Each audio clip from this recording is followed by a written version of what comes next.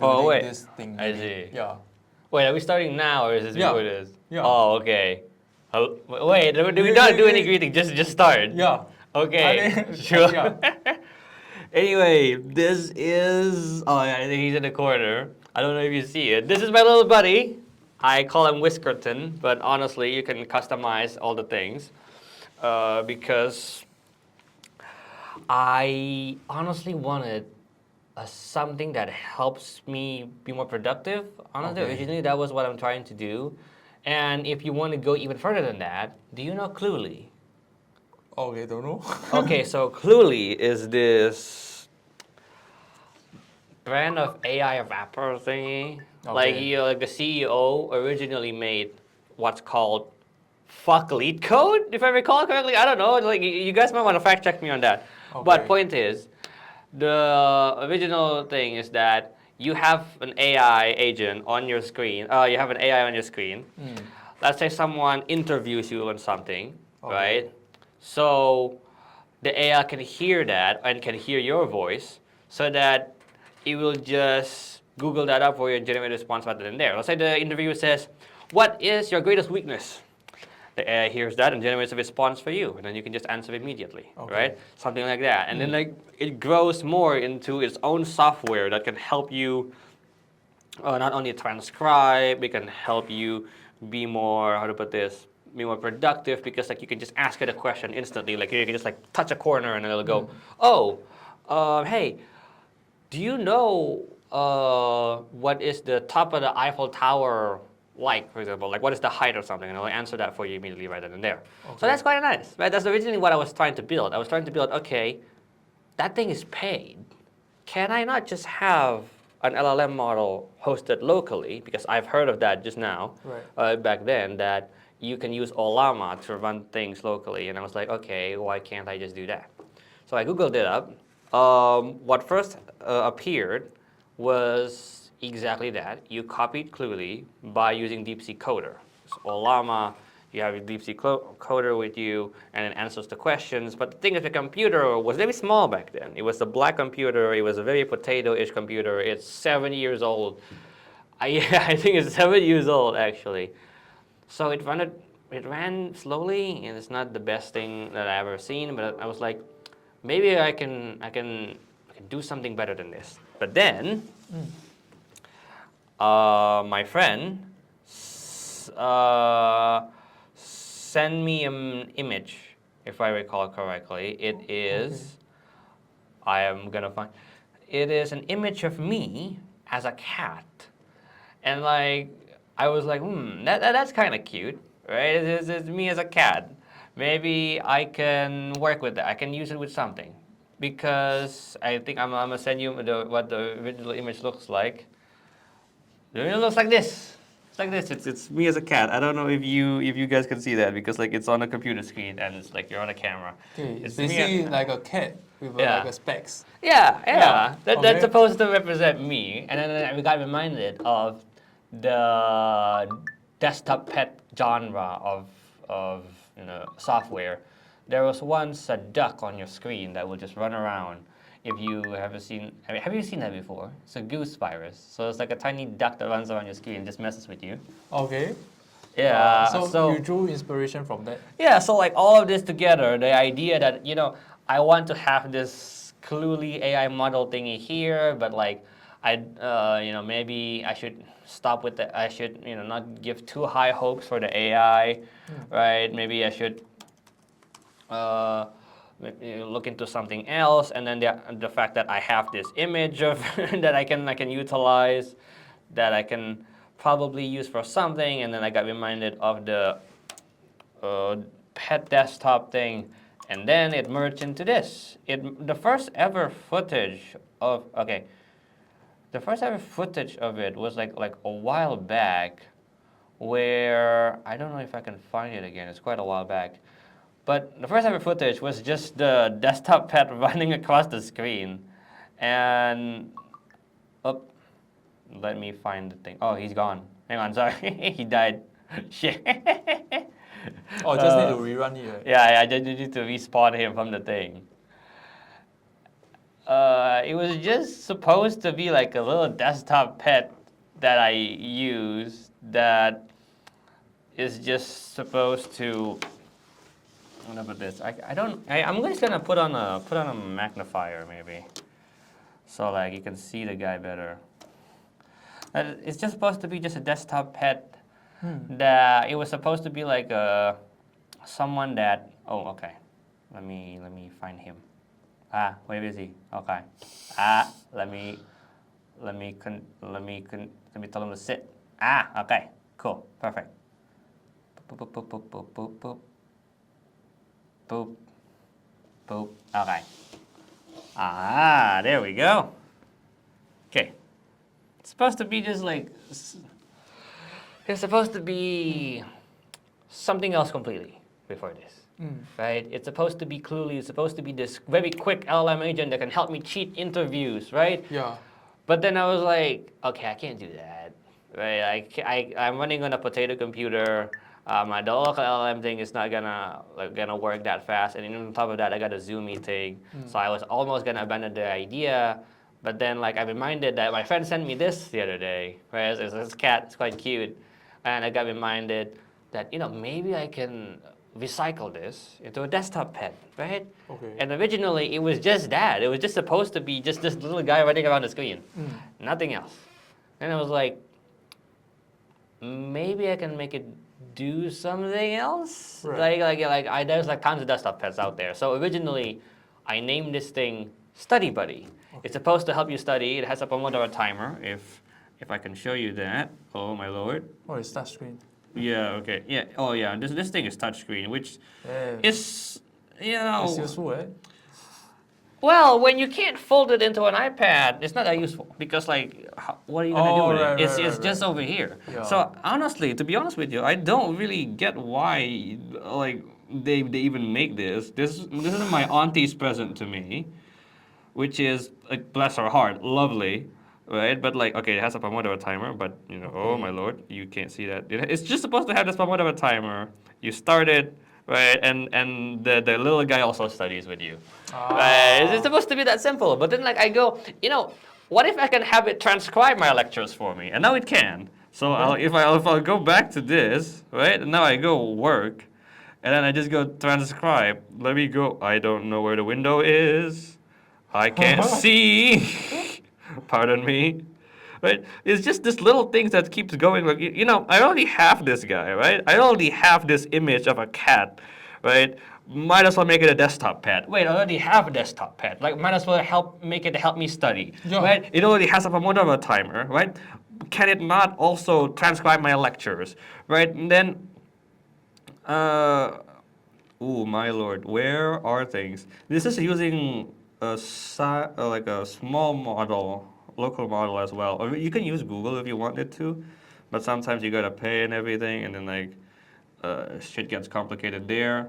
Like I do not want to pay anything if possible. Yeah. Right. I want it to be okay. Let's see if I can demo this to you right here, right now. Wait, is it like a local LLM within your machine? This is a local transcriber model. It's called Vosk. It's open source, so it's free. So as you can see, it's hello. Yeah, so it's like transcribing pretty well. The thing is, it's transcribing pretty well because we're speaking English. Oh wait, like was this like during the very start of the year? You were trying to make the. Yes. Oops, sorry. Oh my lord. Let me take this call in a moment. It's okay. What? I am in a meeting. No. Okay, never mind. Okay, bye bye. My little sister. Oh. Yes. Nice. Yes. Anyway, this was. At the very start of the year, you were trying to build something. I saw you trying to do code, and then you talk to the machine, and then it will kind of like transcribe it for you. Yes. Was this the part of it? It was some part of it. Yes. Yes. I think so. You were trying to build this. Trying to build something like this. Okay, yes. so what's the product now that you have right over here? Well, there it is. It transcribes the things for you. It's supposed to transcribe your lecture. You can even like copy this, put it into text. Originally, the idea is you would transcribe a professor's lecture, right? Okay. You copy the text, and then you send it to Notebook LM. You know that already, yeah, right? Notebook yeah. LM. And then like you have another material for it to pull it from, right? Because it has a lecture for it. But the thing is, Singapore is Singapore. Everybody's speaking a different flavor of English. Oh, yeah. And like it's not trained on Singlish, it's trained on English. So some of the times it just doesn't work at all. Even at like the thing is like I'm right here speaking right next to this thing. If the prof was in the middle of the room, I can't hear anything. This doesn't work. On top of that, there is the accent of the person. There is like sometimes the room noise as well in the background. So I'm glad it exists. It's something to do. It could give me transcription somewhat, but the thing is, it just it just doesn't really work that well. But Okay. I'm glad I made it, and I'm glad that I continue doing this because like then I thought of what else can it do? Okay, like this was a failure, right? Like this does something, I guess, but this is not what I wanted to do. But I'm already familiar with that. That was how it got started anyway. You know, I wanted it to do something, but it doesn't do that. But I keep going, and I made something else. I made the replication thing. We've shown we have demoed this to you beforehand, right? But oh shit, where is it? Where is? Oh no, Buddy's gone. Whoa. Just need to rerun it. Oh yeah, no, hang on. Let me remove this. Yeah, I just need to rerun this. Sometimes the thing doesn't. The thing bugs. Oh, I know where he is, because I made it. I made him transcribe the thing. He's walking around. He's over here. Yeah, hang on. Let me tell him to sit again. Yep. Okay. Okay, so what They're still happened, right, there. is that you can right click him and then you can Yeah. press it to sit.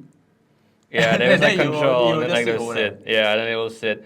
Then I'm like, I have a bunch of things that is like very repetitive, right, to do, like saving the contacts of each person on my Telegram. And I'm like, okay, that's quite repetitive. Let me move this in a better way so like you guys can see this. Yeah. So I was like, okay, that sounds like what I can do with this as well. And I just start building from there. Is it the most impressive thing on the planet? Probably not. There's some guy out there who just got an internship already, won like 2 hackathons in a row, right? There's like better things out there, absolutely. But is this mine? Yes. Is it something that I find helpful? Yeah. It's something real. It's something that works. Here, let me show you. Let's say I'm demoing this because it's like like I could demo you if I want to save the contacts, but then again, that would be showing you my contacts list. So I'm just gonna demo. Let's say like this. Let's say I want to say, hello. You need to pay me $5 because some fella forgot. Oh, okay. Bam. Damn. Oh. Well, where is my thing? Oh, okay, hang on. There. Hip. Hip. I need to go down. Ah, there we go. See? Now it just replicates that for you. So it'll continue typing. Let me zoom in, I suppose. There. It'll just continue typing that and then looping that around.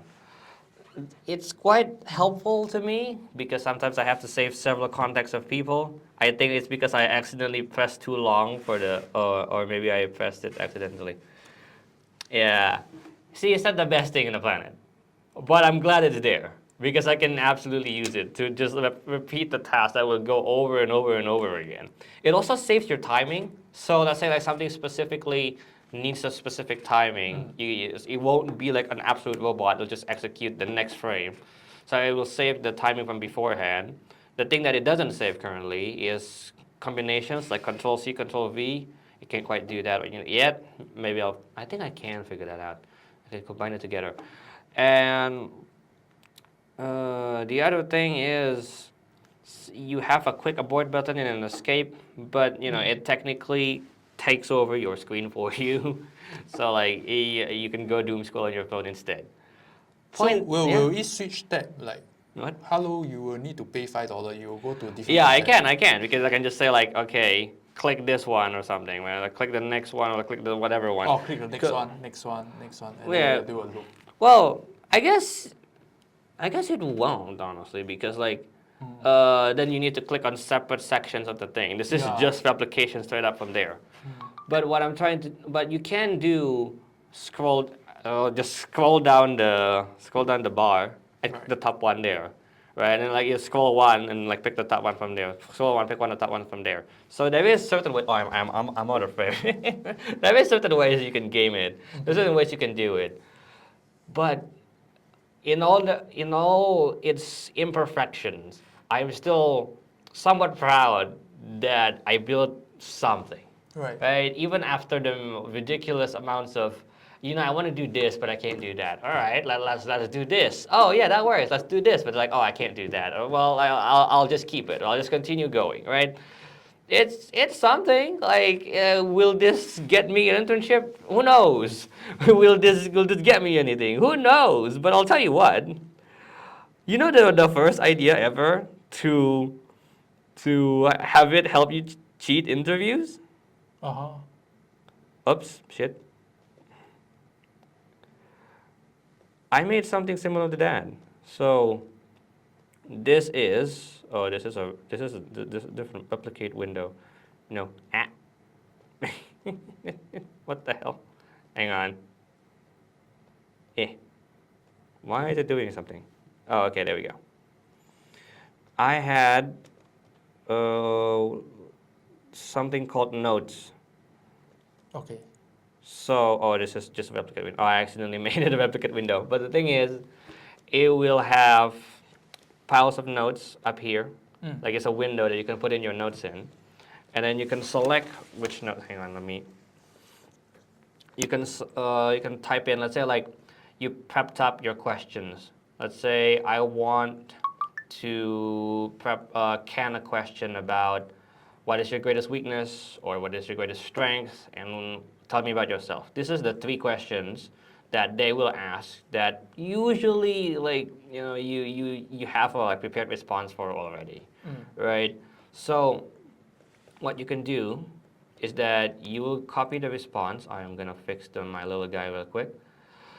You would copy the response and put it there, and the difference between copying it there and how do I put this? You usually put it in a Google Doc or something, right? And then like, yeah, actually, how do you do that? If there is an interview of sort, Okay. do you keep your notes in a Google Docs or something? So after the interview, do I? No. Like before that, like let's say like you need to prepare like your tell me about yourself thing. Okay. And then like you need to prepare like your greatest strengths, greatest weakness. Like the default hygiene for presentation anyway. Yeah. Do you do any of that? I think Open notes. maybe I watch some YouTube, like how people does it, what you should prepare for it. But you Then don't have like you do not write out your response beforehand, just in case. I think I do think about it, and then I take note of like certain points, maybe 2 to 3 points, and then from there I kind of elaborate onto that. I see. Yeah. Let me check. Okay. I see. Thank God I'm demoing this to you before I release it out to the wild. It might be. That's the thing. Okay. Upland replicates. Replicates? What? Okay. Where do you think this guy goes when I close this thing? Android heaven? Yes. Like digital heaven? He's dead. Alright, cool. Go to rest. Damn, yeah. Well, I'm like over here, I set it to send to stasis. But hang on, let me pull this guy back up. Okay. Okay, I feel like I need to unzoom this so it works better. Okay, so back to what I was saying. Notes. So this, you got a window up here. Usually I would place it next to the camera. So, no, not too big. Oops, no thank you. Okay, like this. And then you would save in, let's say like, for this question, I want to answer this. And you save that as a note. Then let's say like, for questions like, oh, wait. I want to answer, zip, zip, zip, zip, zip, zip. And you'd save that as a note. And then like when that question comes up, right? Because I put it on the top here, you can look like you're reading the note. You can just like switch tabs into whatever question you're trying to recall back. Let's say like, oh, I want this question comes up. Read what the thing is, but because you're looking near the camera, right? It doesn't look weird. And you don't have to scroll down the Google Docs to find where it is. You just need to click left here and then like find the questions immediately. And you can save it as a JSON and load it in for the next one. So I guess I fixed my goal in a different way. Like originally, once again, the story is, hey, I found this Cluely guy that can help me with interviews.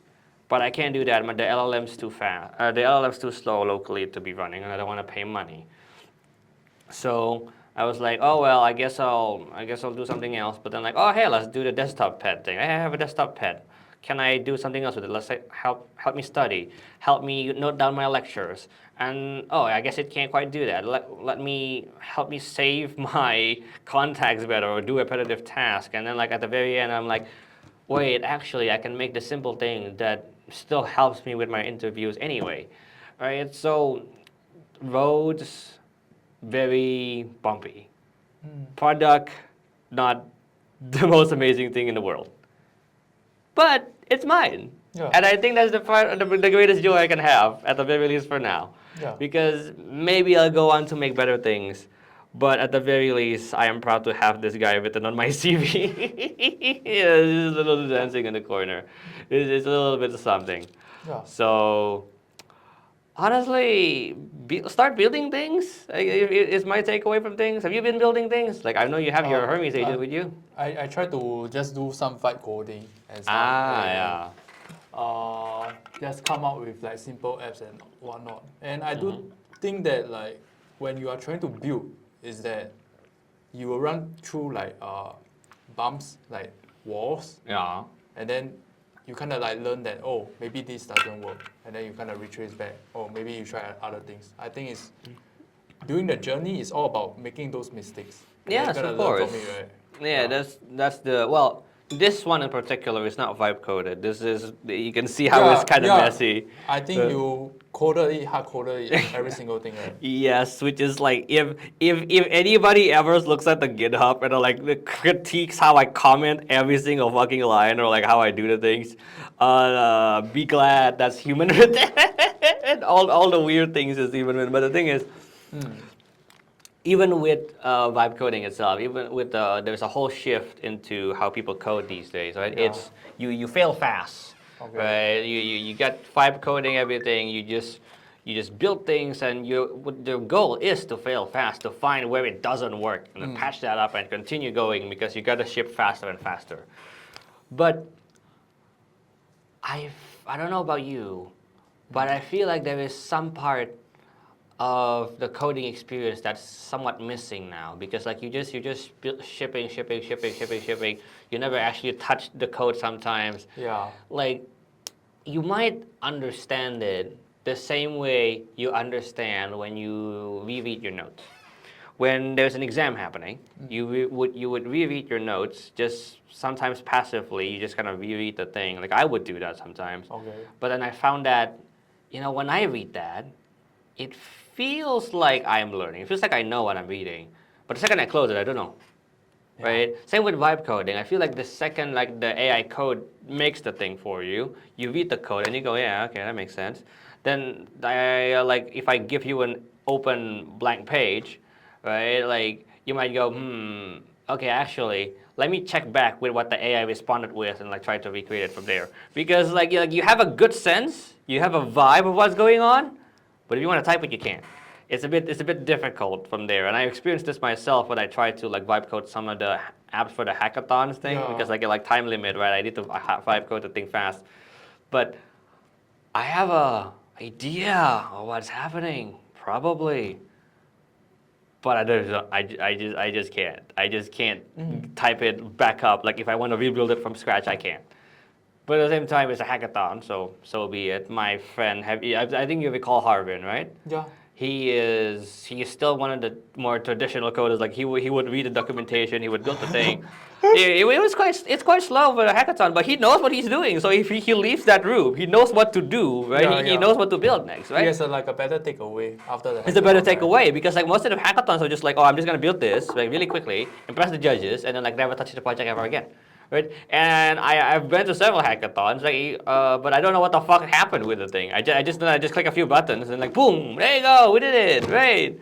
So one of the previous hackathons, it's called the Stupid Hackathons. Have you heard of that? I think you were there, were you? It's Okay, the- maybe not. Okay. Stupid hacks is one Okay. of the things. Yeah, What- one of the things. It was just supposed to be for fun, but like because it is for fun, I'm not really like into the money prize here. I decided to go back into, you know, let's find out how they actually build something. And I asked the AI, I want to scrape LinkedIn because some of the LinkedIn posts are going insane. Have you opened LinkedIn? Yeah, I do. Yeah, and Okay. then like some of the shit sometimes is like ridiculous, and I'm like, you know people should be paying for internship for the experience or like some shit like my daughter got an abortion, this is what it taught me about b2b sales, and like shit's gone too insane at some point. You can't really tell which one is actual LinkedIn post and which one is satire. So the actual goal was like I want to scrape LinkedIn and I want to get some user input, some user scams thing, and then like there's gonna be a quiz game of I'll put up a LinkedIn post, is this real or is this not, it's like a fake or real or fake thing. And it was just supposed to be for fun, but because I don't delve into the code as much as I hope I would be, but it gave me a little better of idea of what's happening, other than just me continuing to vibe code the thing. It gave me an idea of I'm using Puppeteer, so we can LinkedIn doesn't have an API that's accessible to the public. Of course, it's LinkedIn. Why would we do that? So what we do is we spin up a headless browser, and then like we take from the UI element, take a div, I don't know what it's called, just to scrape the post, copy paste, and then send it over. Because technically, every time you're opening up LinkedIn, they give you the HTML page, right? So you just take it from there, copy paste from there. And I'm like, okay, cool. Now I understand a bit more. Other than, hey, I want to scrape LinkedIn with JavaScript. Do it, please. And then the second it's done, I go, I open it, I run it, and if it does an error, hey, there's an error, fix it. Right? Like I know a bit more. I wish I delve a bit more because, like, if you ask me right now, spin up a Puppeteer machine right now and scrape SMU bidding pages for the things. Well, I can't do that because I don't really recall, but I know the keywords and the key terms, and that's the thing that I fear in the future tomorrow, that these kinds of projects where you just do it for the funs of it, for the funny, right? Where it's your passion project, it's supposed to be slow, it's supposed to be purely coded by hand, is being replaced with pure, like unadulterated, unstoppable shipping machine of just vibe coding, but you never understood anything from the beginning. Yeah. That's what I kind of feel like. I know how to spin this guy back up if I need to, right? Like if somehow like the Iran war, if the Iran war, like what war, just like shoot down an AWS like Azure server because it's on GitHub, it shoots that down, and like all my GitHub things are gone.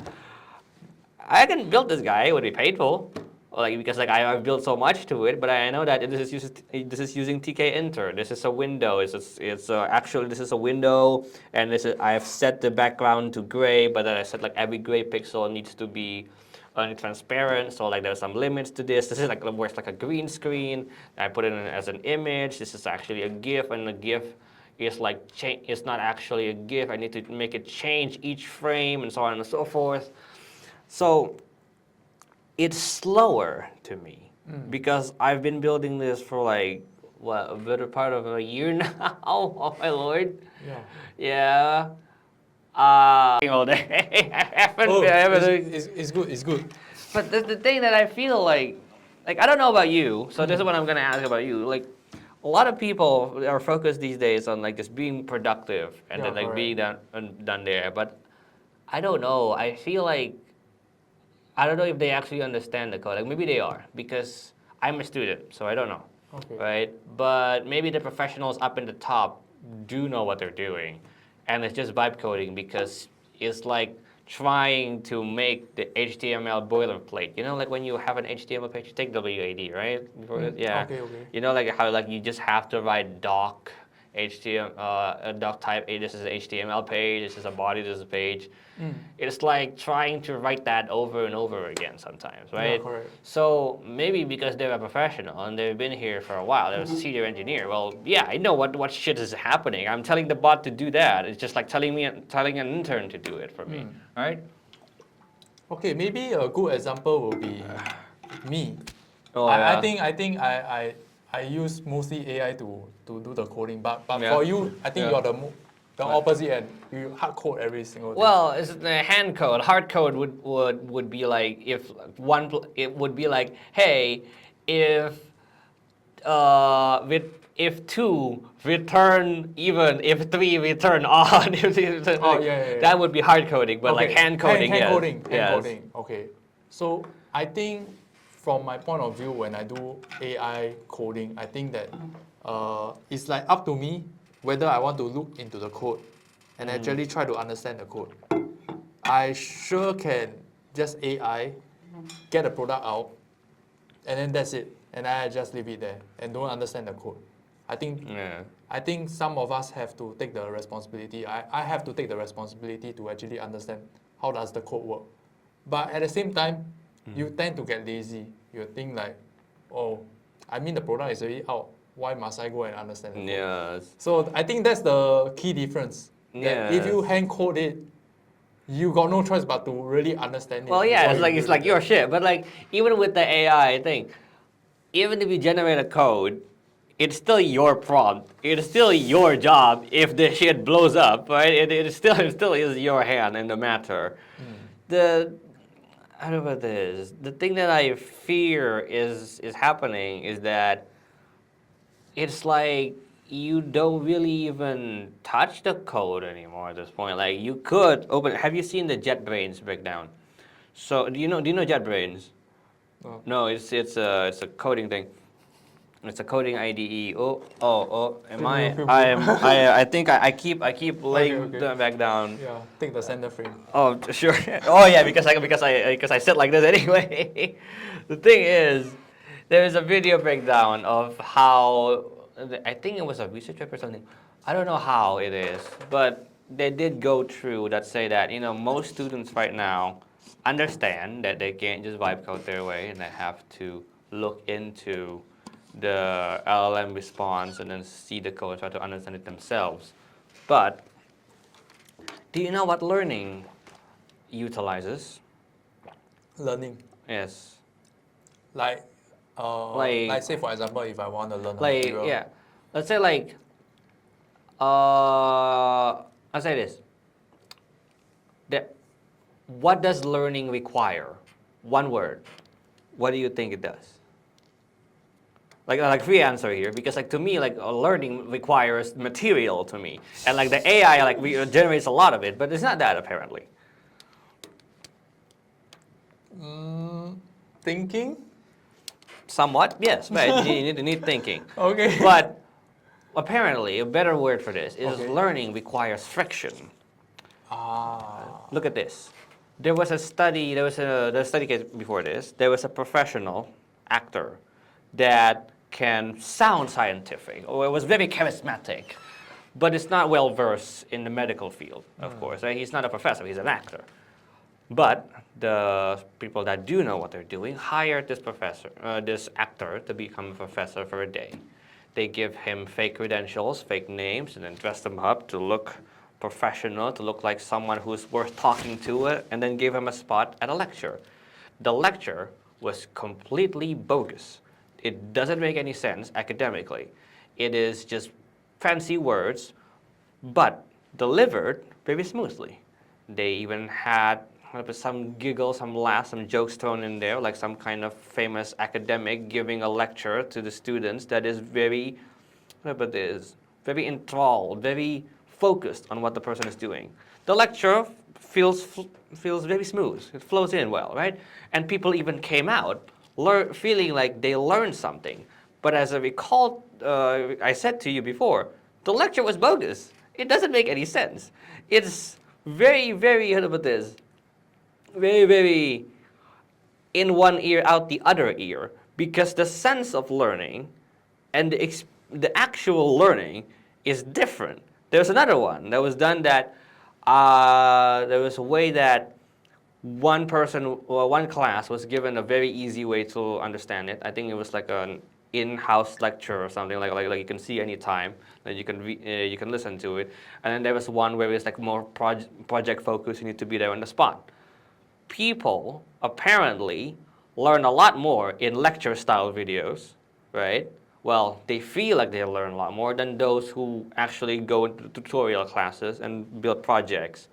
But when they were tested, those who are in the lecture score lower.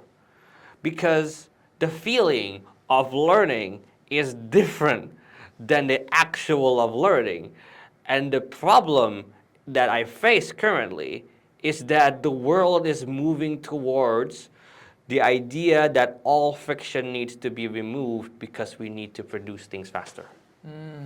Because like, I certainly love vibe coding shit. Hell yeah, I vibe code the crap out of the thing and then just like build it there. And then I just kind of like, I need to, cleanse my sins, so on and so forth, by looking at the code. So I don't feel like I'm vibe coding too much. I look at the code and I go, whoa, yeah, I did this. I tried to erase the comments of the AI and try to code my own feature a little bit here and there. So it doesn't feel like too vibe coded.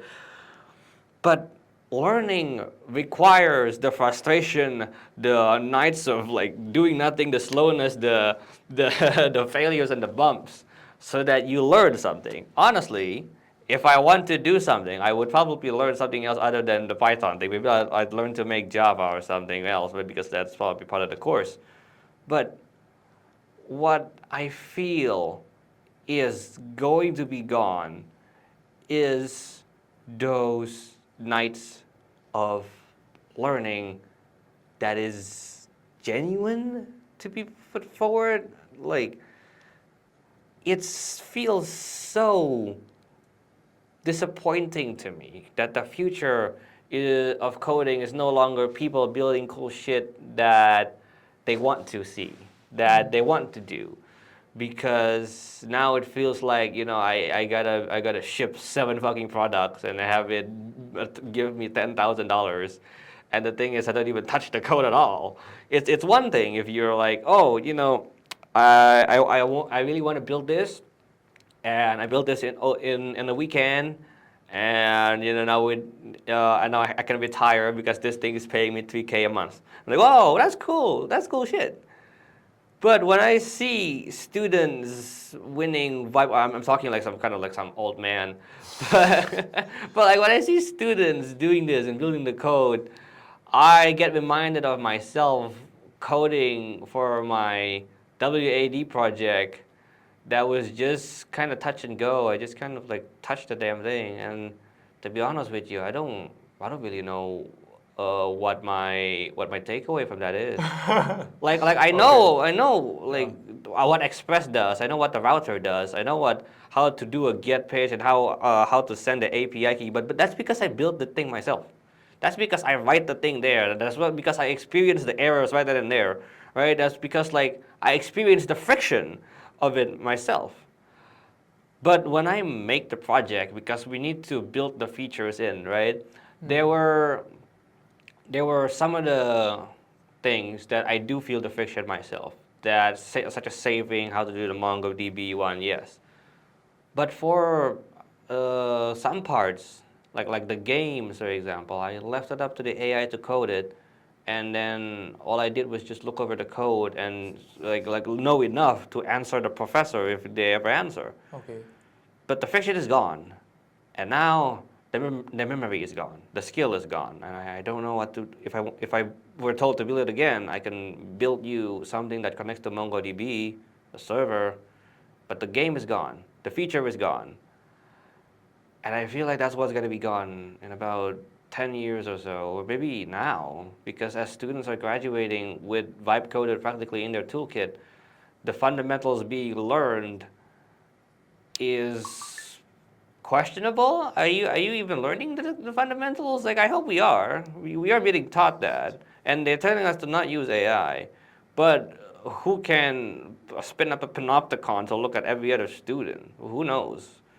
I really feel like we should be be harder on ourselves, but at the same time, that sounds stupid. Do you hear it? Like, uh, the waves of time and technology is supposed to make life easier for you, right? Like your parents might complain that you don't know how to use a rotary phone, those things, but like the parents of that parent might not might complain that hey they don't know how to use, I don't know, a fucking blacksmithing weaponry for something. I don't know, right? And we always complain of you guys have it easier back in the day, right? Now, right? Like back in the day, shit was harder, and it teaches us to be man, teaches us to be human, to with skills and hard labor, and that's what I feel like looking at this right now because this is hard labor, I guess, right? This is something that I've been toiling away at, and is it impressive? No. Is that do interviewers look at this and go, whoa, wow, I see how much hours of the time that you spent on this. No, they look at it like for an hour, and for like less than an hour, just like a single second. Look at this, and they go, okay, cool, man, that's that. They don't really care about the story that how I actually learned something, right? I can just vibe code 1,000 projects, right? I can do like whatever I want. I can create a spin up like a swarm of like whatever bullshit I feel like doing right there. Just vibe coded everything, and it would look way more impressive than whatever this is. But something tugs at my heart when I want to do that kind of thing, in the sense that are you learning anything, or are you just gonna tick a box? Right? Are you just want another bullet point on your CV? Just like oh yeah, cool, I made this. It's something. It doesn't feel real. It's as vibe coded as ethereal as a vibe. It's just a vibe. We did it. Hooray. But once again, I don't feel like it's real. But on the other hand, which is the actual learning, is always the hard part, and nobody wants to do that. Look at our world today. Things are convenient, right? You can order anything from your phone right now. Yeah. Right? You can. Things are always moving to be more convenient, and I feel like I need to join the wave of being this convenient to join this vibe coding. If I was to wrap this up in like a single sentence before all of this, it's that I am somewhat scared that vibe coding is going to erase the friction that is needed for learning. But at the same time, we are demanded to be more productive and ship more things. And thus vibe coding is also becoming an important toolkit for humans to do. I just hope we don't lose the fundamentals along the way. Like, what do you think of this? Like, I think generally, I think you need the friction, like what you say, to actually learn things. And so, if you want to learn coding, you should implement the friction into it. You should not vibe code. Yeah, if you want to learn if coding, you want to learn code, right? But if you don't want to, okay, sure, go vibe. Yeah, but because like the thing is sometimes like I don't want to learn how to, I don't know, spin up like something. I don't want to learn how to make this thing work. I just need it to work, and I just need something to be vibe coded, put in the solution, and let that be that. Right? Like sometimes you just one shot it, and then there you go. It's right there. That's the thing that I'm quite confused about because, like, when like if you want to learn something, then you got to do it the hard way, right? Like if you want to learn how to sew, for example, right? You can't just commission someone else to sew it for you, right? That's not learning the thing. Like imagine that, like you want to learn how to fold an origami, right? And like I love doing that, right? This is something that I love. Is a joy of mine of just folding a paper crane by myself. It's amazing. It's fun. But what vibe coding is in this scenario is to have someone else fold the origami thing for you, and like all you do is just I give it to you, and then you open up the folds and you go, oh, okay, yeah, and then you try to fold it back into place, right? And then you're following the thing right then and there, and like maybe that's how you learn it. Like tutorial videos also teach me that way, but there is something that's missing from there's something that's different to me than you grabbing your own piece of paper, folding the thing like the tutorial guy, and you having someone else already build it for you. You have it, you open it up, and you close it back in, but you never build your own origami. Right? There's something that's lost there. But I don't think people would ever want the friction back. Like, do you think that, okay, let's say you're a random student, that like a new incoming student, and I come over to you and I go, hey, you know vibe coding? You know that shit's trash, okay? Don't do that, right? We're gonna become caveman, and we're gonna code shit by fucking hand, all of your keyboards, right? Like you gotta like use all of that, but not to prompt anything, right? You're banned from using the greatest, coolest technology that you've been hearing about. Would you take that? No, that sounds kind of odd, right? Like, what do you mean? Everybody's vibe coding, right? Yeah. Everybody's vibe coding, Yeah. bro, right? Like, and nobody is going around and be like, yo, bro, you know, I'm gonna return back to nature and touch grass and this kind of thing. That doesn't work that way. So, I don't know. What am I sometimes I sit down and I question myself and like, what am I standing for? What hill am I dying on for? If I you know let this guy just built by my own hand. Like well, what am I here for? Kind of thing. It's like you like, standing somewhere in the middle of a hill. It's just like I believe in this, but it doesn't do anything. It's some kind of code of honor in war. Like okay.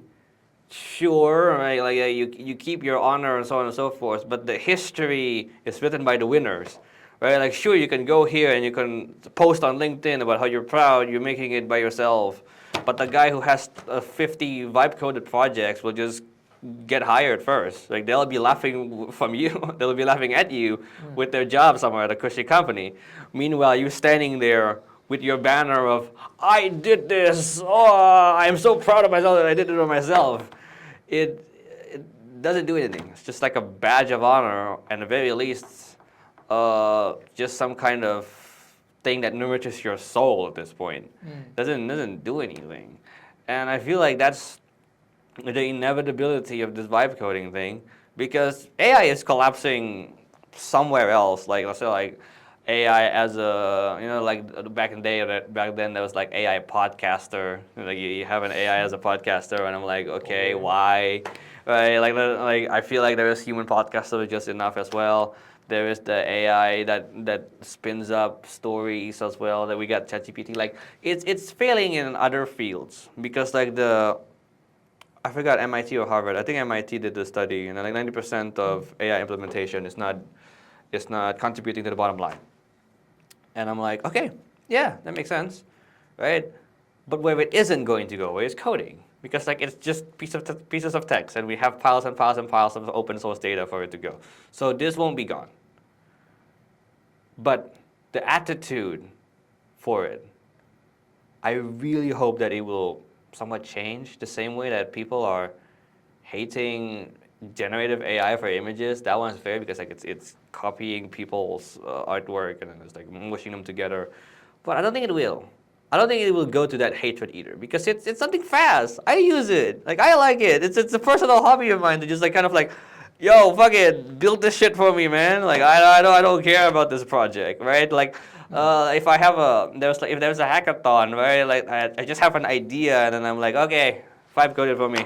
My job is done. Like the hardest part of a hackathon to me now is just to fucking think of something, and then let this thing like code out the rest, right? If we run out of credits, use someone else's tablet, use their credits, and use someone else's credits, right? It's not going away, and people love it, and there's not as much how to put this ethical concerns as it is with artists with their intellectual property that feels like they're getting ripped off, and then like there's not enough union within the coding community as there is with the artist community because like, they like each other, they know each other, right? They feel like they're doing something completely human, and that's why they're hating on Gen AI. This though is tech this Gen AI thing is technology. It's the furthest one to technology, furthest cutting edge of technology. Hating that would be weird. That would be like if uh, a guy who makes pizza hates a pizza. Like they're a tech guy. We're in the tech field. Like, they would love this, right? And like, yeah, I love this shit too, but something is gone. Something is missing. Some friction is lost in exchange for speed, and I suppose that's what the company wants. And I feel like we're rotten from the inside, kind of thing. Like where are we now? Who are we now? If we are just vibe coding the solution right there, I feel like something is missing. But at the same time, learning by yourself is impossible because everyone else is taking the pill. Everyone else is taking the short way out.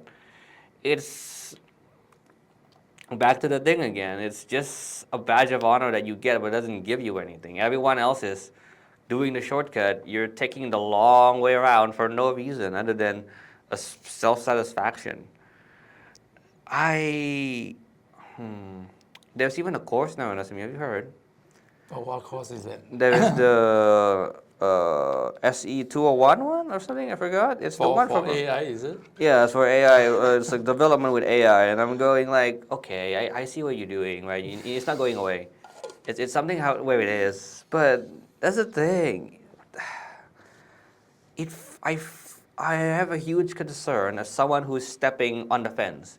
Like on my left, I see my friend like Harvin, and I see my friend like Jack, who really wants to code by hand because like they still believe in coding the thing. And Yeah. on my right, I see do people back in the day used to wash it by hand, have some skills of washing by hand? Yes.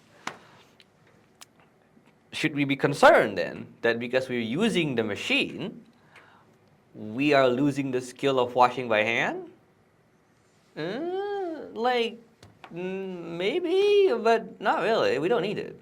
Same with this vibe coding thing. Like, it's a machine. Back then, people used to code by hand. Now, we're using this machine. Will it be gone in the future? No. So why should we be concerned that we can't code with the AI tool? And I'm like, yeah. Like, wait, why am I limiting myself here? Why am I know that the friction must exist to learn, but at the same time, is the learning even required at some places? Like maybe the fundamentals is required. Maybe I shouldn't use this now, here and now, because this is where everything is. You took like SE 101 before this, Oh, right? yeah. Like obviously we're in SE, and it's a crash course into literally operating systems and networking. That's amazing. It's what got me into like coding this up. Is what introduced me to a bunch of these. Maybe the fundamental needs to be solid first, and the rest you can do vibe coding because it's like having a root in something, right?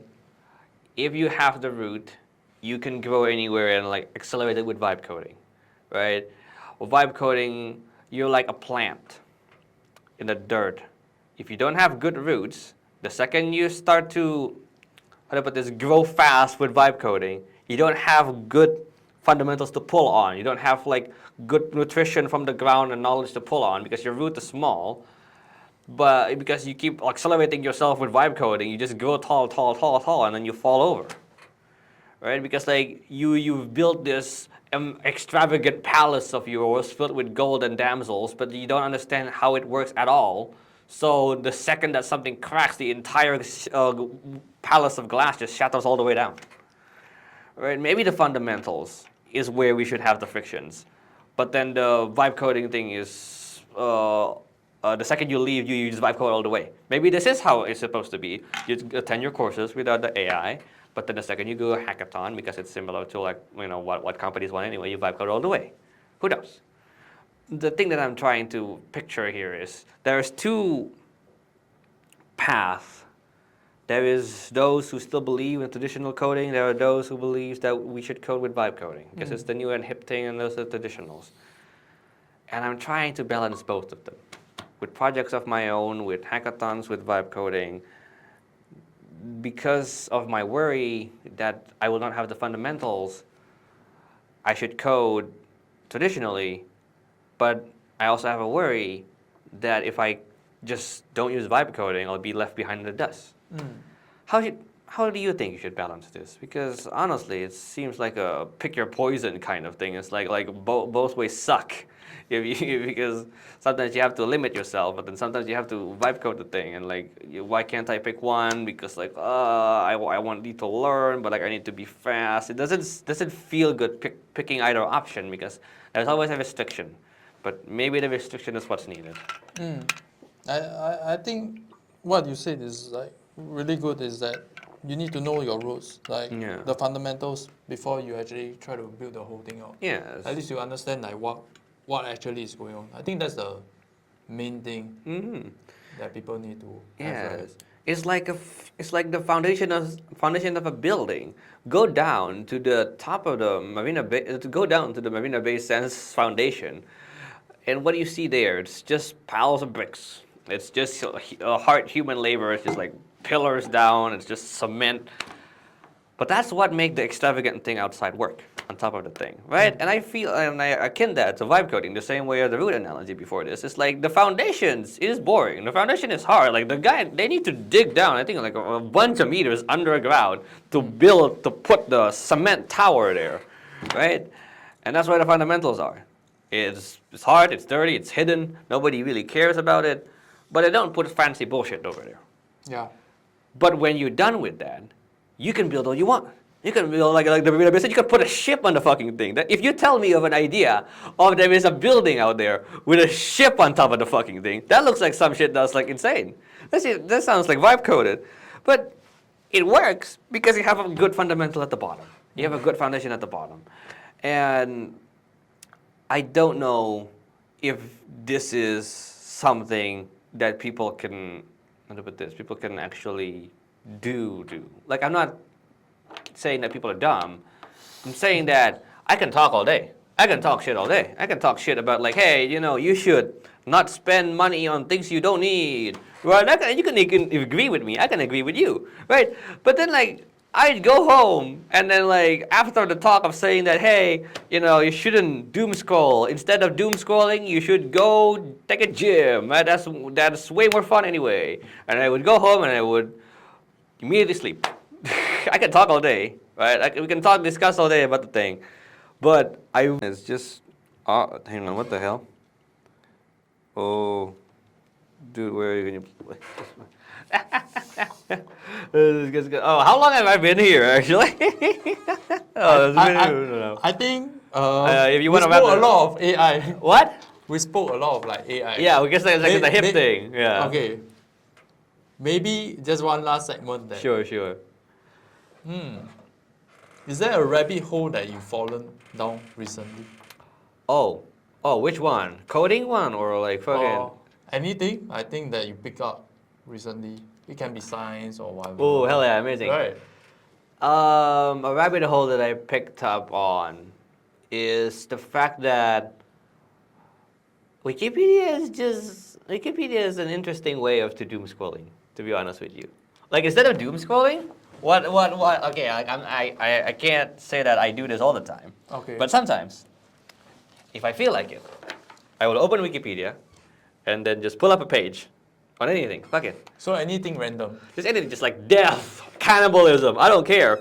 But I have 76 pages open on Wikipedia, and I feel like even the knowledge, as ethereal as you see as a firefly, as loose as you see like a thunderbolt, it seems better. Like I understand now that cannibalists have mentioned that the soles of feet and the palms of hands is something particular that I would like to eat. Women's breast is also something that is eaten quite a lot, apparently. That's something that's mentioned. And I understand that human is part of the chordate family, but I don't, or chordate class or something, I forgot. Yeah, this is the phylum, but I can't understand why it's classified that way. I just have a bunch of Wikipedia pages. If you can't see that, it's just like 82 tabs of just Wikipedia thing that I just opened, and I just can't find a thing. There is Chagos, there is like a micro country somewhere. There is, another thing. Do you know the song Rasa Sayange? Rasa Sayang, sayang, rasa sayang, mayang. Uh-huh. Is that a Peranakan song, or I don't know what they call it? Is that a Malay song, or is that an Indonesian song, or is that a Singaporean song? Just pick any. Which song is it from? Yeah. I need to guess. I think it's wide, like global. It can be Indonesian, it can be It is Singapore. it is more correct to say it is a Nusantara song. It is indeed a South Asian thing because like people move around, Okay. right? And like things blend. But the thing is, the Indonesian people or the Malaysian Tourism Board, if I recall correctly, or something, once used the song, right? And like like the the wonderful Malaysia thing, the slogan is like truly Asia, as if like all the other countries in Asia. Yeah, like the thing is, well, the Indonesian people once like protested and walked up to the delegate or something, or like a building that was Malaysian controlled, and like just sang the Masa Sayangnya song, the Indonesian version, as a song of protest, and they have to come out and say like, hey, we share this together, okay? The people up in Aceh or Ambon, where the Indonesian song is, it's like very similar to where we have it, and then like a bunch of people show up to Singapore and then have it there, and then like okay, but then there are how about this? Other fights with Malayan because Melayu with Malaysia. Sorry, I don't know how to. Okay, someone might need to fact check me on about how to say things like that. But as an Indonesian, a bunch of our culture is shared with them. Not only our language is similar. If someone speaks to me in Bahasa Melayu, I can also understand it a little bit. Well, not a little bit, quite a lot actually. Only a little bit is the one that's missing. The Okay, I'll put this. Oh, I have like a. I have like a. It's like a funny thing. It's a funny thing. The funny thing about that is, we also have a fight over batik. Do you know that where batik who batik belongs to? Batik? According to What's batik. that? Oh, you don't know batik? Oh, you don't know? Holy crap! What's that? It's an outfit. Have you not seen it? I thought It's an outfit. Yeah, batik the thing. It's a style of it's a traditional clothing. Oh, okay. These kinds of things, like these kinds of patterns, you usually see them on a shirt. Yeah. Okay. Yeah. Okay. Eunice Chef, the guy who decided the seven wonders of the world kind of thing, this made a decision to give it to a specific country. Which country do you think it is? Give it to a specific country. That means Yeah, belong. Like as in like officially this batik tradition belongs to that this means one. they are the one who created it. Oh wait, no. Well, yeah. Like officially, just to give to break the tie because a bunch of people are fighting over it. Indonesia? Yes, but the Malaysians are quite pissed because like that's also something. Because the thing is, culture does not fall into country borders, right? Cultures are just people moving around. Yeah. And that's the thing. Like the second you try to make this something a part of your nationality mythos, it just doesn't really work because it also the people like across the border is also doing that. Like what are you gonna do? Rip up the culture from there? People are just moving there, right? And so like that's another issue we had with Malaysia. That's even excluding the military thing that we did. There is also I think we also did. Did you guys learn about konfrontasi? Konfrontasi. Yeah, no, as part of your history, is that a thing? Oh, I don't know my history well. Damn. But Yeah.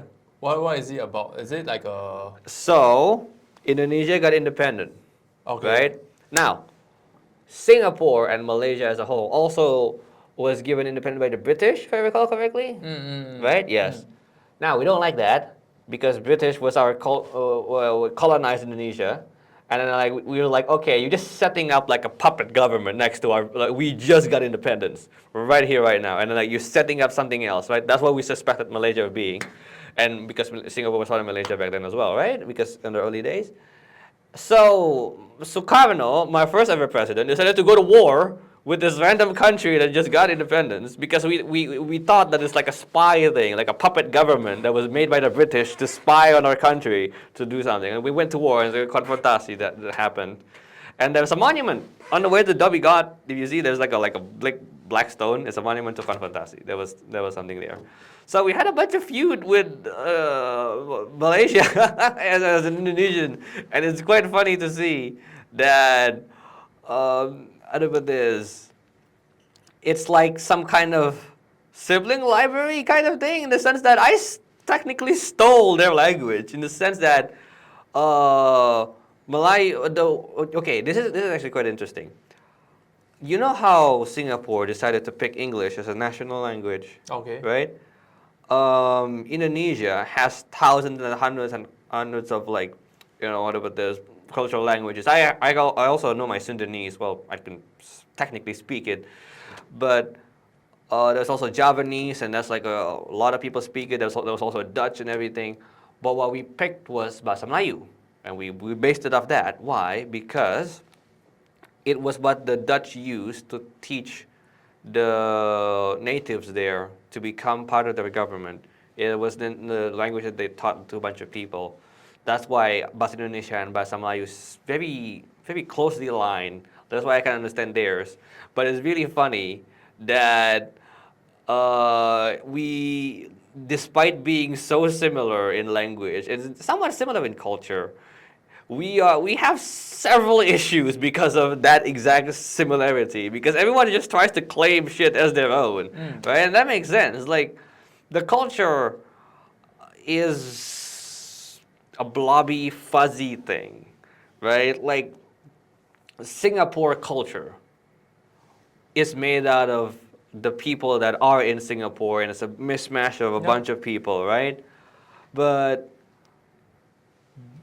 some people might say that it's not exactly Singapore. This is the Chinese Singapore specifically, right? Or like, this is the Malaysia Singapore specifically. And what I find really funny when I Google these kinds of things, like one of the Wikipedia things, is that culture is very messy and very fuzzy, but it doesn't stop us from trying to classify those things, as hopeless as it is, because someone's got to have the final say on whether this belongs to somewhere. And I guess there's money involved, because like, if Indonesia has the true patent for batik, then they can proudly say that I promote it and go like, yes, batik is Indonesia. But then like, Singapore also has batik. You can go to the museum over there, and there's also Singaporean batik. And you can also to Malaysia, and there's also Malaysian batik. It's just that the true batik trademark apparently goes to Indonesia, right? And I feel like that's somewhat disingenuous to what culture looks like. The language is alive, if I were to tell you that, right? The culture is alive. The traditional art, the traditional games is alive. It's shared between people, but the borders won't move with the people, right? And they want to keep what's inside, and acknowledge that everywhere else is different. It's that kind of dystopian authoritative thing where the joy is of, hey, you guys are cool, like, we share these things, right? It's now barred off with barbed wire, and then now it feels like, hey, you're stealing this thing now. Like, I'm trying to do a reprogramming of my brain the second I see, like, let's say like Masa Saya get played in like, I don't know, audio, and they say like, hey, that's my shit, and it's like, wait a minute, no, it's our shit. Yeah, right? Because like, that's why I found from looking it up. It's like we like, the Malaysians have it, and then like, if a bunch of places have the same kind of culture, right? Because we share the thing together, and what about this? It's eye-opening to see, and this is all just from a doom scroll on a Wikipedia thing. So, takeaway for a rabbit hole to go. I have many more rabbit holes to go down to that I've probably forgotten. Like, I've still opened it here. Oh yeah, there's a list of books bound in human skin. Amazing. There is an epicantic fold, which explains why some Asians are a bit more what is this? What is it called? Squint eye? The Yeah. eyes are small. The eyes are small. It's because like they evolve is an actual evolve feature to protect them from snow blindness. It's an epicantic fold. That's why like Asians' eyes are a bit smaller than regular ones.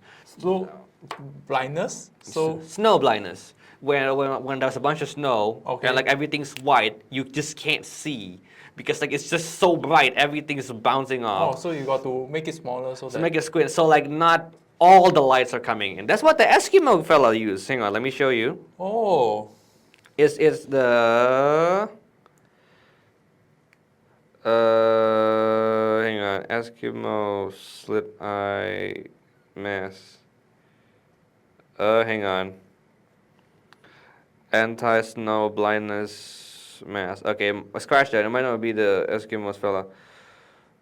But oh my lord, I can't find it. The thing is It's that okay. yeah, the people, the scientists are still trying to figure shit like this. Boop. oh They make it small like this so that only a bit of the light comes in, so that they can see it because snow is white, and when snow is everywhere, white is everywhere, and all the light just like, goes back into your eyes, and you just can't really see properly. wait, they wear these to manually make it smaller. Their Yeah, eyes. to make it so like it's just a slit like this because like you just need to see enough because otherwise if you have it like like imagine like a really bright day, right? Like you wear sunglasses there, but they don't have sunglasses, so they can just like limit the thing there. And apparently, according to Wikipedia, that is what this fold is for. But the thing is, you're just not cold in Asia, are you? You're also cold in Europe, and why don't they have it? And then you go down a rabbit hole of evolution is just kind of like do whatever. Do you know how evolution works? I'm sure you've thought how evolution. Do you believe in evolution?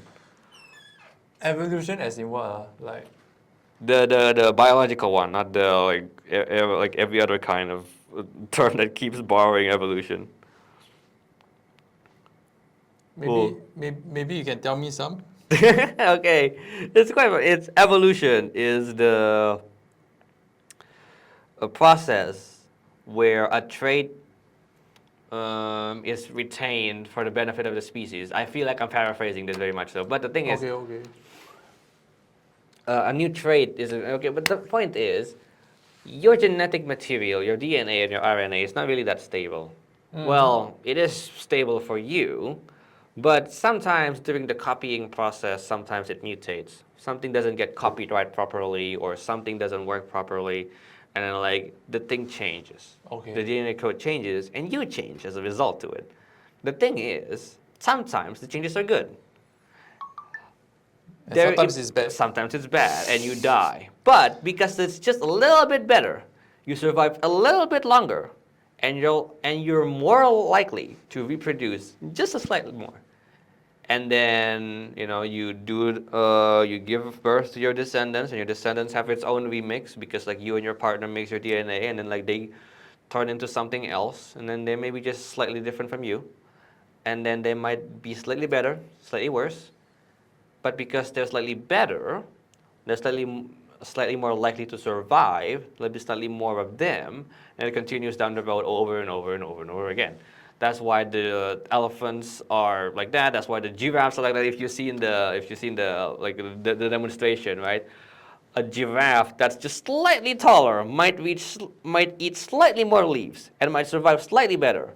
Yeah. And thus there's more likely to be more giraffes that's that height. And because they're that height, they combine with each other, right? They mate with each other, and then it might go slightly higher, right? Or even like it can go completely wrong, and So, it so could it just like, started from very small, then it become. yes, over generations. So if you ask me, what goes first, the chicken or the egg? Well, the egg comes first because before what was a chicken, it wasn't a chicken. It was a dinosaur-ish. But then the first chicken ever was born in an egg. Then Right? where does the egg come from? The egg comes from the parent that isn't a chicken. That is 99% chicken. And then when the first chicken was born, that's 100% chicken. That's what you call it chicken. Ah, okay. Because the genetic difference like changes like down the line over and over, right? Because like But then someone will ask like, yeah. what's before the 99%? 98, 97, continuously, like I can't say for certain the percentage, but this begs a question. This is a chair. So we started from here. Well, no. But this is something about dichotomy or something, I forgot. Vsauce covered it. If I were to take off this leg, Okay. is it still a chair? Three quarter. Yeah, no, it's not a percentage, but it's still, you would still call this a chair. Yeah, it's a chair. If I throw it against this thing, it's a bit broken now. Is it still a chair? Chair. Okay. Let's say I flip this around, right? I kick it towards the door, and it's a bit more broken now. But like it has a bit of a crack here, you know. But it still looks like a chair. Is it still a chair? Okay. It still is a chair. Okay, Still a cool. chair. Let's classify this a bit better now. Let's say I take 100 atoms from this away. Is it still a chair? Oh. You're modifying the The DNA. thing- DNA, yeah, sure, but like it's not really. But like I take a bunch of atoms from this away. Still a But chair. atoms is way smaller than. Yeah, it's this way thing, smaller. right? It looks exactly the same. But I just remove 100 atoms from it. Is it still a chair? I think it's still a chair though. Okay. How much longer can I remove it from this looking thing, from this chair, before it stops being a chair? Every. Like there is some point, right, where if I remove one more atom, it's not a chair, but then I added one more and then it's a chair. And I'm like, okay, where is that point? It's like a pound of sand. If I put like a bunch of pieces of sand here, it's a pile of them. It's a pile of sand. I remove one dust particle, still a pile of sand. I remove one, remove one. One day, there will be a time where I remove one particle and it's no longer there, right? It's just completely empty. I removed everything. But there is a point between when it is a full pile of sand and when there is nothing, where I add one, it becomes a pile. I remove one, it doesn't become a pile. Where is that point? It's the same thing with the chicken thing. Like, okay, where is that? Right? And now you're gone again. This is the problem with dichotomy of like, where does the thing even end? And here's an even better question. What even counts as an object? I have this chair, but this chair is made of this plastic thing, this leg, this leg, this leg, this leg. What is the simplest thing that makes up every other thing? You might say an atom. But then, like the scientist up at CERN spins up a particle accelerator, hits a thing, and it finds out there's quarks inside of it. Okay, is that the simplest thing? Wait, there's what? What? What? The scientists say there's what? Quarks. Do you not know what quarks? Oh, what is it? Oh, that's even smaller than atom. That's even Oh, smaller. so the smaller version of atoms is quarks. No, well, an atom is made of the protons and the electrons, right? And then there's the neutrons over there. Did you take chemistry back Yeah, in the I day? did. So Yeah. okay. Yeah. Oh, Atoms. you want to draw it? No, it's okay. It's okay. And even smaller than that, it's actually things are made out of quarks. The neutrons, the protons, and the electrons. Well, electrons is something. The protons and the neutrons are made out of quarks. Okay. Okay, it's even smaller particles. That's very hard to grab because like they dissipate in like an instant, right? It's very some high particle in it. Now, we are reaching what's called the fundamental model, the fundamental model of the universe, if I recall correctly. So there are these things called quarks. There are these things called the bosons and things. It's quite interesting because they're trying to build a bigger particle accelerator to see it better. Now, let me pull you up the standard model. Ah, yes, the standard model. It's also another Wikipedia article. I'll just show you the image version of it. Ah, here it is. This is the new smallest. Well, it's not new. It's been a while. The smallest particles of the world. There's the quarks, right? There is the leptons. This carry the forces, and Where's there's the quarks? quarks. Oh, quarks is this whole. Oh, Yeah. there's the whole category of it. Yes, Of its yes. own. And let me show you what they demonstrated as. So, this is, like a proton. It contains up, and down. No, the neutron contains up, down, down. This is an antiproton. This is the reverse of that. And there's these things. So this whole thing is the quarks. the balls inside, yes. But like we've seen a proton and a neutron before in an atom, right? Yeah, and then if you break it down even more, if you well, it doesn't an atom doesn't really look like this. Look, and this is just like a demonstration, right? Like it doesn't If look the atom look like like it doesn't look like this in real life, right? But like it's a demonstration of what it looks like. But if you hit this ball here, like the neutrons and the protons, right, it will shoot out what's inside, which is this thing, and it'll just dissipate into thin air again. Because yeah, it's very hard to keep track of these little small it particles. can fuse with something else. Well, if you like up Like- and down, if you use up down down, it'll be a neutron. If you somehow have a editor of the universe, yes, it does that. But that's the thing is, this is very, how to put this, very perfect. That's one of the things that the scientists, well, it's not really a serious kind of argument against it, but the thing is, sometimes you get stuck with a solution so well, so wonderfully profound, you just don't want to leave it. It's like why the rainbows are 7 colors separated in that. You know, like the Roy G. Biv one, because they feel like rainbow being separated into 7 is a good number, because it's like a holy number looking thing. But how to put this? Indigo and violet is like how to put this? I guess it is a valid division, but in some places it's just red, green, and blue sometimes. Red, yellow, green. And just some people have 5, some people have 3, right? Sometimes the solution is just 7. Some even have more than that.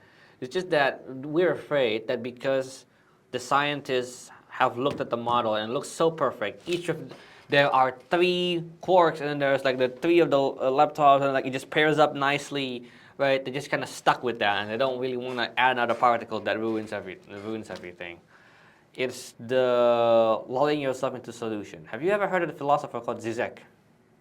No, you haven't. Okay, that's fine. He is a very controversial individual because he keeps contradicting himself, and he's quite famous for it. Because, oh my lord, oh shit, it's Isaac. Oh, what the fuck? Hold on a moment, my boss. Yeah. Just answer. Yeah. Hello. Sure. What do I need to do? Do I just join the call and just like sit there? Oh.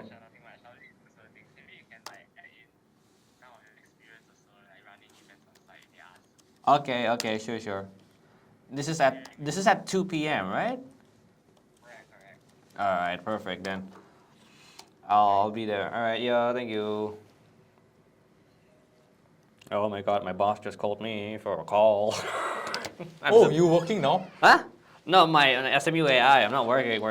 I'm part of SMU AI. So Okay.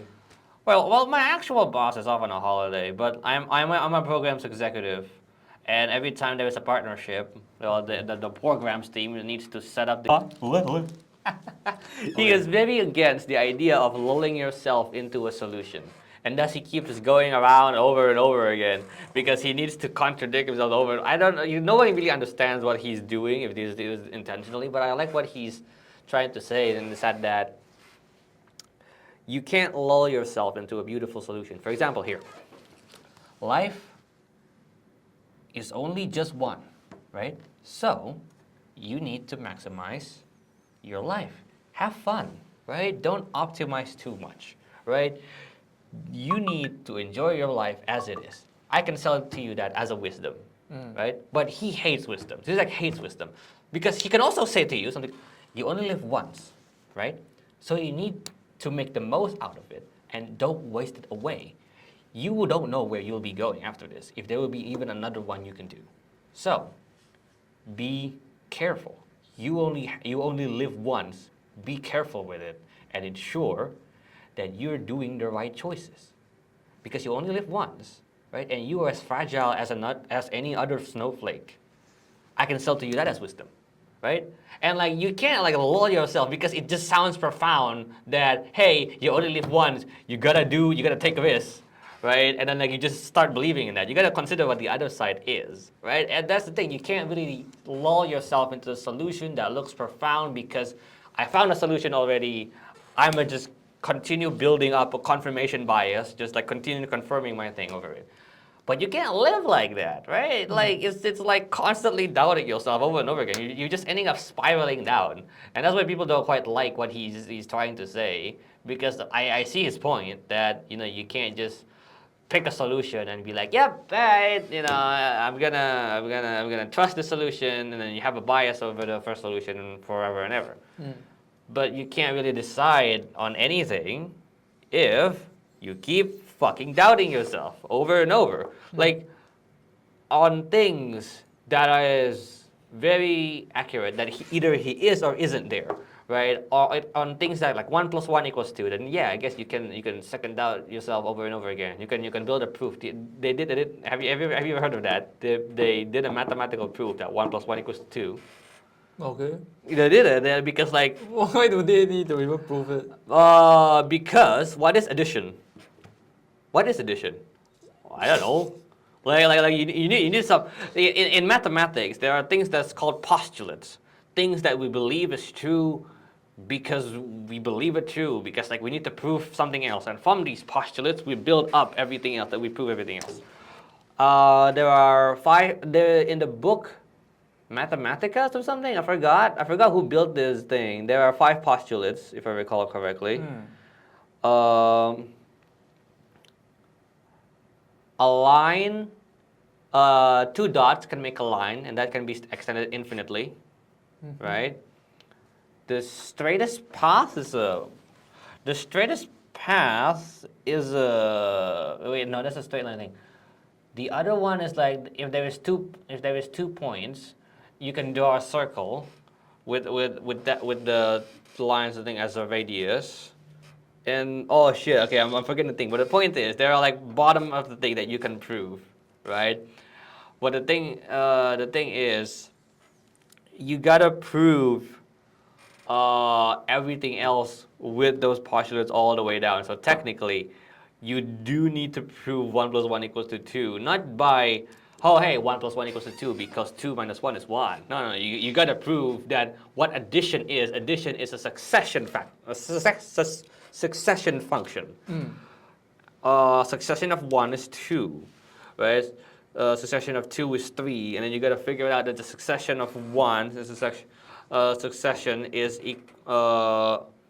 of something is equal to +1, and then so on and so forth, and all the way down. The proof was, I don't know if this was like genuinely ironic or not, but there is the proofs of 1 + 1 = 2 as something that is somewhat serious. It's not something like that you go ha ha ha ha yes, because 2 is built of 1 and another one. That's how you do it. Like you prove it in number theory, which is what my friend is studying. But the thing is, it's how to put this? It's kind of difficult for him. Like he likes math, believe me. He's a math nerd. But don't get that title. Don't let that title fool you. He is extremely buff. Like he would crush my skull. And like if you fucking can, bro. like he eats. What is it called again? Like 3 kilograms of axioms. Sorry, yeah, they're called axioms. Postulates or known as axioms. Yes, the fundamental truth, mathematics. Let me see right now. Where is this? Euclidean Euclid's postulates. A straight line can be drawn joining any 2 points. Yes, that's what I meant. Oh, that's yeah. If you have 2 points, you can make a line. And then the second one is any straight line segment can be extended infinitely in a straight line. And given any straight line segment, a circle can be drawn having the segment as the radius and one endpoint as the center. Because like, can I have the pen? Like I'll draw. Yeah, I think you can draw it actually. Yeah, like the postulate is simple. If you can draw it as a single thing, it's like you can do this, you can do this. Any 2 point, you can draw a line between any 2 points. Yeah, infinite. And then you can extend it infinitely. Yeah, infinite. And because you have these 2 things, let's say I'll make it over here. You can have these things. You can make a circle, right? That makes sense. And all right angles are congruent in the same way that, if this is a right angle, this is the same as this right angle. Actually, what does congruent mean in this scenario?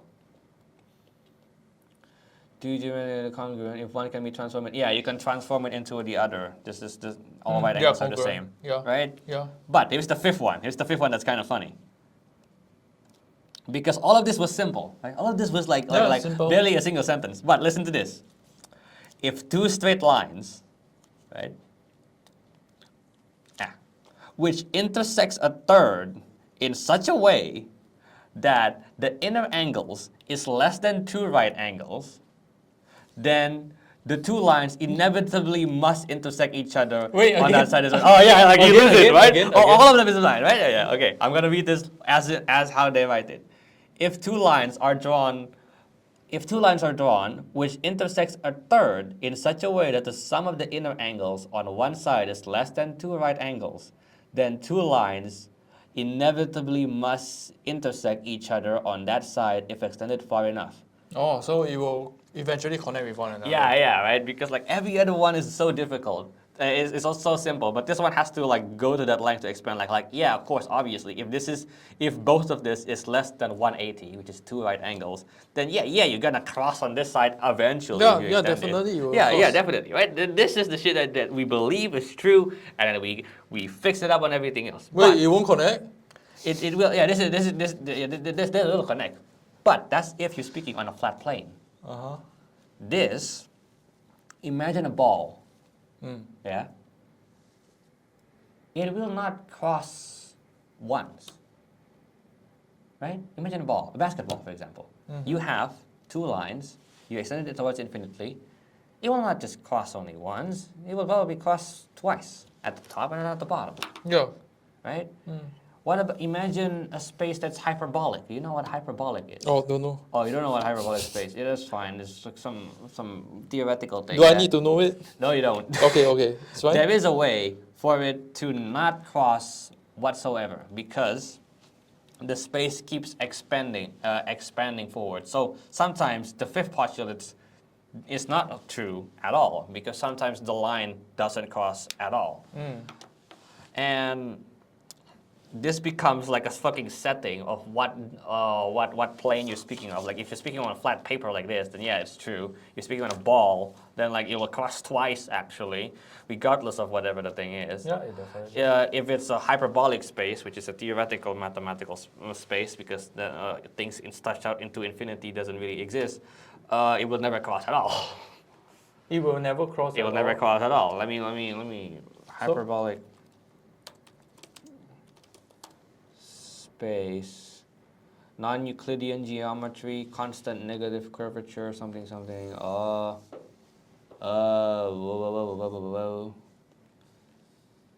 Okay, now we're just like reaching mathematical horrors right now. No, it's cool. It's cool. Yeah, but like, see how there is more space as you go out, right? There's just like. This is small, but like there's more space. There's like folds of the space as you go out, right? It's folding. Yeah. Imagine if a line goes here and one goes here. It's about to touch each other, but the thing is there is more space for it, and so like they'll just never cross because as soon as fun. Yeah. There you go. Hyperbolic space. There you go. But this is cheating though. It's like towards the end, they are diverting the path. Well, Right. what do you mean? Like they are changing the direction towards the end. No, Right. not really. It's just that there's just more space between them everywhere. Like the space of, if I go here and I go here, if I keep going forward, the space of each of the lines keeps growing apart because there's just more stuff going over there. It's not exactly like this, but the point is that do you know that space is expanding? Space is expanding. Yes, space is expanding. Oh no, you don't really? Damn. Oh, so Space- Yeah. the place that we are living in is constantly expanding. Oh, Well, space. space itself, the distance. Space. This space. Yeah, outer space, if I were to call it that way. Space, the fabric of space itself. This is air. Air is not, well, air is expanding regularly. And space is different. Well, yeah. Do you go to outer Oh. space? Do you think there's outer air in outer space? That's not what I meant. Like, I genuinely just the space itself. Let me Okay. show you the expansion of space time. I am like, I know that this sounds like complicated stuff to you, but I promise you this. This is just surface level shit. You can ask actual scientists about this. I'm just a science enthusiast. Okay, space and time. Expansion of space due to. You know dark matter. Do you know dark energy? I heard about it, but I never go and. It's the expansion of. Yeah. Okay. You know, like how there is a Big Bang? Or do you know a Big Bang? Do you know what a Big Bang is? How did the universe start, bro? I don't know.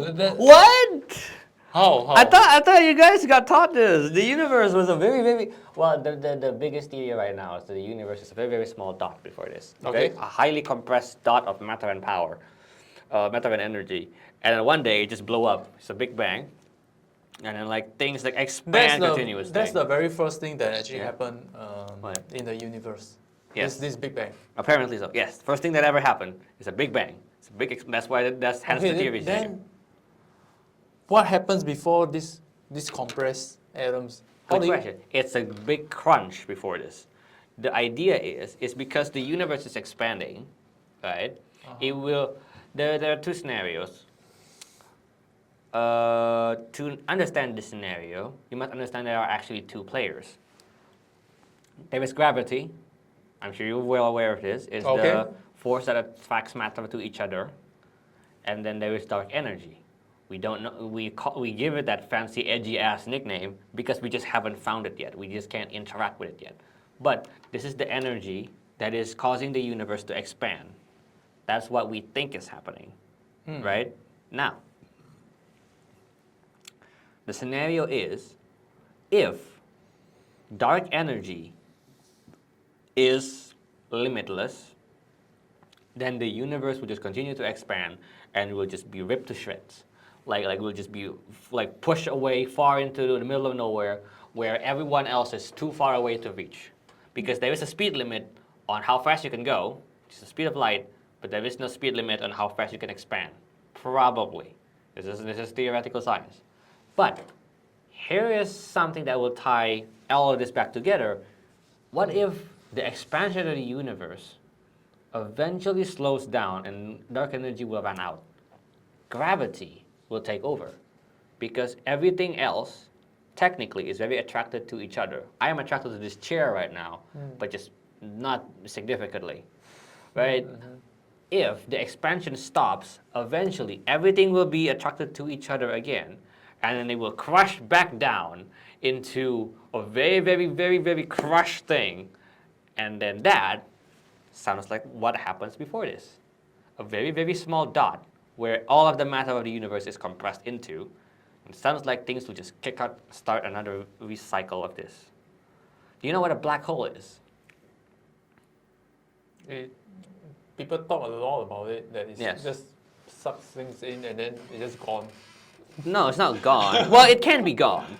Well, in the actual way of it, is when a star blows up and all of its matter is compressed into a very single area because of gravity and becomes so compressed, right? Impossibly so, that it just has immense gravity and it starts sucking everything in. You can turn into a black hole if I crush you small enough. So I am a black hole. You can be. It's called the Schwarzschild radius. It's a radius of things that you can compress the mass into. How heavy are you? 65. Wait, what? 65 kg. 65 kg.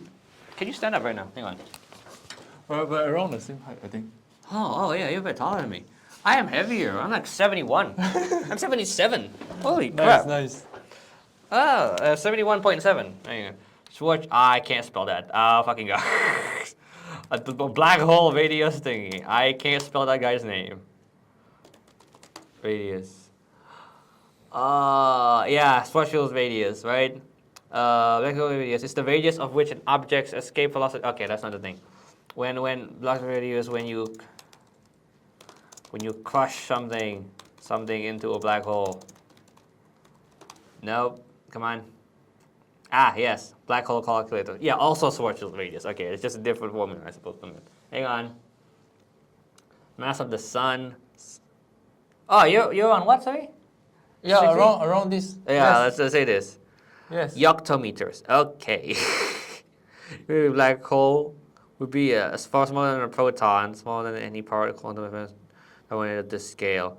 This is very small. You need to be crushed to a very small. Oh, what the fuck? That is a that is a heavy as. Hang on. Let's. What the fuck is a yonto? Yontometers to meters. Up. Okay. Yeah. It's 1.04 times 10 to the power of negative 25. So that's very small. Apparently smaller than smaller than a proton. So you won't be a black hole anytime soon, unless you go into a very powerful those hydraulic pressing machine, I Yeah. guess. So black hole is very similar to Big Bang. No, The compressed thing, because everything is. no, not really. But that's the idea. Is that the Big Crunch?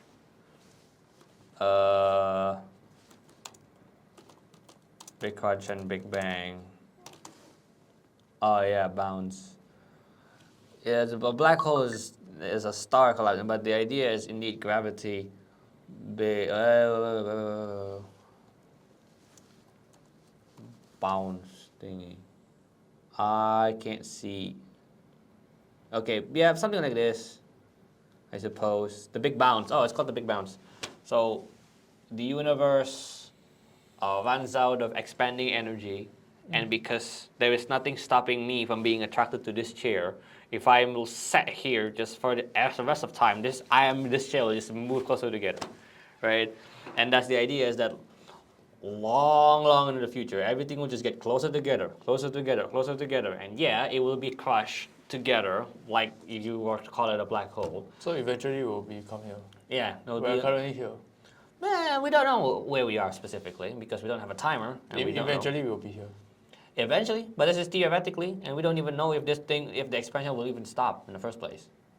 So technically, we are indeed resetting the thing over and over again, recycling the thing over and over again. It will be a dot again, and then the Big Bang will start again, and then the universe will play out. We will play out again. Maybe we'll be filming this podcast over and over again, and then it will collapse again, and new one starts anew. Who knows? The question is, when does it start? Because like something needs to happen, right? Even in this scenario, right? Like you gotta say, okay, where does it start? And then like shit goes from flying out the window again because it doesn't answer anything. This just like kicks down the bucket down the road of like, oh, we'll answer that later, and then it just never does. Right? When does it start? Wait, Who knows? The starting point is like that. You introduce the two players, right? It's the dark energy and the gravity. Yes. That's the starting point. The starting point. No, that's what the forces of the world, the forces of the universe that matters in this scenario. Then now the question is, where did these two players come from?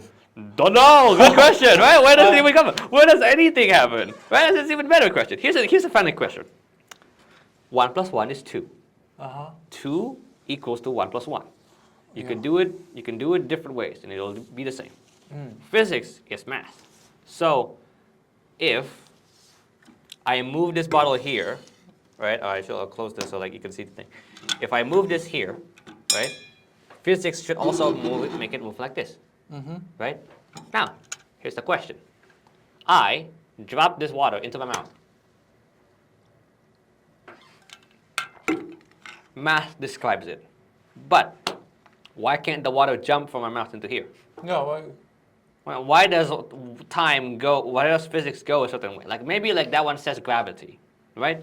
But all of this is just particles hitting each other, right? Like interacting with each other. And if math doesn't really care about timing, why does an arrow of time go to a certain direction? It like I feel like it makes just as sense. You drop you drop an ink into a glass of water, and the ink spreads through the water. But it's also possible for the ink to just coagulate into one and get shot out of the water.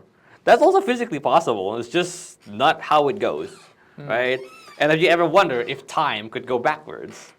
Because technically it's possible. time go backward. Yeah. It could. It just doesn't. It's always been moving forward. It's always been moving forward because it's moving, it's never of time towards entropy. Have you ever heard of entropy?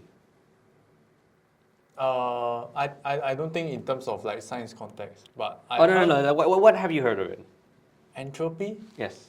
I forgot what disorder. it was meant for. Oh, but I really? heard about the word before. Heat entropy or something. Like Yeah. Heat entropy. Yeah, The it heat transfer or something. Yeah, heat transfer. It dissipates. Things just dissipate into the thing there, right? But if you want to understand the entropy of disorder to chaos thing, I'm gonna show you a demonstration. Okay. Let's say the universe is just this thing, and this thing. Now, something says, let's say, the universe is apparently, right, more likely to be disorder, entropy, right? The likeliness for things to go into chaos. Now, there is only a certain way that I would say that this arrangement of item is orderly. Laptop here, one here, this here. This is order to me. But there are 10,000 other things where it isn't in order. This goes like this goes like this goes like this. This is an arrangement that's possible. It's just not orderly, right? It could go anywhere else. And as I interact and as time goes on, it's more likely that these things is disordered. These are placed in a way that is chaotic. Not like this, like how I wanted to. It could be open, it could be somewhere else. And so is the universe, in the sense that there is only a certain number of fixed ways that things can be called ordered, like a crystal. Look at like a diamond. The diamond is a carbon atom the same way that it is a carbon atom in your pencil or in coal. Right? But in coal, it's disorder. It's like a randomly arranged. But the one that's in a diamond is structured, ordered, and that's why it's clear. It's glass-like, and it's precious. Same with the universe. Same with entropy. Is that the universe tends to be going in a way that produces more chaos, not because there is some evil guy out there like telling the thing to become disorderly, become chaos-like, but because it's just more likely to be disordered. There's only certain ways you can have it ordered, right? And thus is why we think the arrow of time goes a certain way, because it's just more likely to go towards more chaotic events. But that doesn't mean that something can't go back in time. Well, theoretically, at the very least, a tachyon. Do you know what that is?